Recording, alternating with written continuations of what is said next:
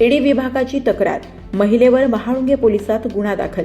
अंमलबजावणी संचालनालयाने म्हणजेच ईडी विभागाने मनी लॉन्ड्रिंग प्रतिबंधक कायद्याअंतर्गत संलग्न केलेली मालमत्ता एका महिलेने 4,84,00,000 परस्पर विकल्याचा प्रकार उघडकीस आलाय।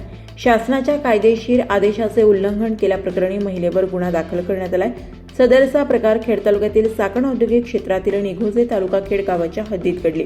याबाबत ईडीच्या सहाय्यक निदेशकांनी महाळुंगे एमआयडीसी पोलीस ठाण्यात फिर्याद दिली आहे। त्यानुसार बीड जिल्ह्यातील 44 वर्षीय महिलेवर गुन्हा दाखल करण्यात आलाय।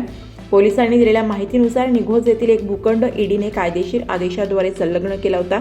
आरोपी महिलेला या संलग्नतेची लेखी आदेशाद्वारे माहिती दिली होती, तरीही संबंधित महिलेने शासनाची फसवणूक करण्याच्या उद्देशाने ही मालमत्ता 4,38,38,000 परस्पर विक्री केली। त्याबाबत खेड येथील सहनिबंध कार्यालयात विक्री करारनामा करण्यात आलाय। महाळुंगे एमआयडीसी पोलीस तपास करत आहेत।